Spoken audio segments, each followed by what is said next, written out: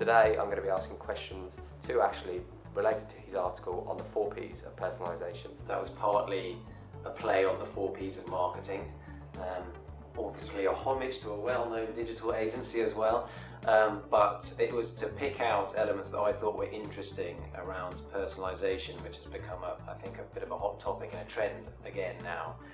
And the 4 Ps that I picked on, one was privacy, another physical, and then predictive, proactive. So actually, first question on the first P, privacy. With a lot of brand marketers out there now questioning and asking, if privacy is becoming a big part of my brand, how do I fit that into my strategy?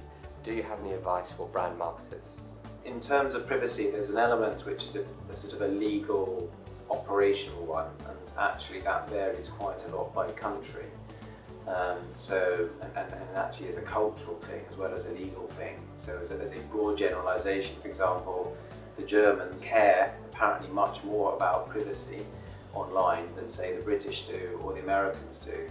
And indeed the laws in the US are much less strict in terms of privacy than they are say in the UK. It's really about respecting your customers, I suppose, and that's partly things like providing a proper opt-out mechanism, those sorts of things. But it's, if you're going to be using their data, I think that's going to okay, but as long as they get value in return. So I think the most important thing is, if you're doing any kind of personalisation, is to actually make it useful and valuable. So actually the second P, physical.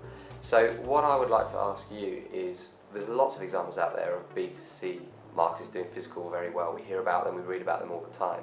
But can you give some advice to business marketers on how they can use physical? The principles and the ideas, so how can you take the world of digital and the internet and use that with the physical world, applied exactly the same way for B2B as they do to B2C. It's about creativity and thinking about what could be done. And in B2B there are a whole load of things you can do which are service or marketing related, or about building the sort of high value relationships you typically have with your customers. I get sent a book quarterly from Google, their Think thing, lovely bound book, and my name is always on the cover in a different way. And written on the back is 1 out of, or 23 out of 200 or whatever. So there's a lot of personal touches. It's personalised, it's got my name on it. Unfortunately, they spelled my surname wrong, but that's a good effort. But that's an example of print. It's B2B and it's Google. I think to me the other obvious areas in the whole sort of Internet of Things, so where physical objects, packaging, it could be pallets, manufacturing components, whatever. So in the world of B2B, you might have a professional services kind of relationship, or you might have a goods type relationship, but there's a whole supply chain and things. Now, Internet of Things is already adding value in terms of tracking things around the world and all that shipping and stuff. But I think there's an opportunity to think, well, how can we take that and start to think, well, how do we also then start to personalise the relationship with the customer, as it were, through objects actually. So actually the third P, predictions. At Marketing Week Live, I did a presentation on the good, the bad and the ugly of digital marketing, and a lot of people talked about this area of predictions as an area of concern for them. They cited examples of Amazon, where they felt the predictive nature of the marketing didn't actually sit so well with them. Can you discuss that, please? Quite apart from what the law might be, I think it's important to think of it from the customer's point of view. So some things, I think, like retargeting or behavioural targeting, are the areas where I think that sometimes consumers feel that to be A, not helpful, and B, a little bit sort of creepy. That's when you hear this of the Big Brother stuff, and it's basically because they don't understand, I think, how it works. They think that's just not normal. Whereas if you're on Amazon and Amazon says, you bought this, you might like this, or other people who bought this like that.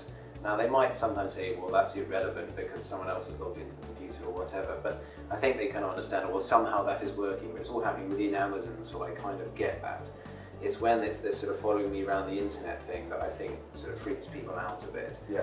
So I think that that's one aspect to it, is what people feel comfortable with. If the creative message is wrong or inappropriate, or however well you've targeted it or made it predictive, it falls flat. Equally, I see this quite a lot, the frequency capping or where there is no frequency capping, where I'm saying I'm still seeing these adverts for something I've already bought. Yeah. You know, it's just an executional problem that's falling down. And I think that particularly with online digital, it's quite a complex ecosystem, and actually it's quite hard, I think, for some of us to know what on earth's happening. You know, are we touching the same customer multiple times, the same message, both through social and via email, and we just don't know it's happening. I think a lot of that is going on, and that's still because we haven't got our data properly joined up, our processes properly joined up. Just getting that mix right will help a lot. So the last P, proactive. How do marketers plan from a 12-month cycle perspective? How do they build a proactive element into their planning? I think, yes, the proactive bit of my 4 Ps, I think, is the most sophisticated. You know, so this is for most people a thing of the future, to be honest, I think. And something like Google Now, where it knows where you are, it knows, Google knows an awful lot about you, so it can proactively suggest that because you're going to the station that you might want to know when the train's running, or whether it's delayed, on the way to the airport, they'll give you flight updates, all those kinds of things. That, in my mind, that's the kind of the proactive bit. It's almost as if you have a personal assistant that is saying, because I know who you are, because I know what you're about to do, I have pre-done this thing for you on the assumption that you will find this useful.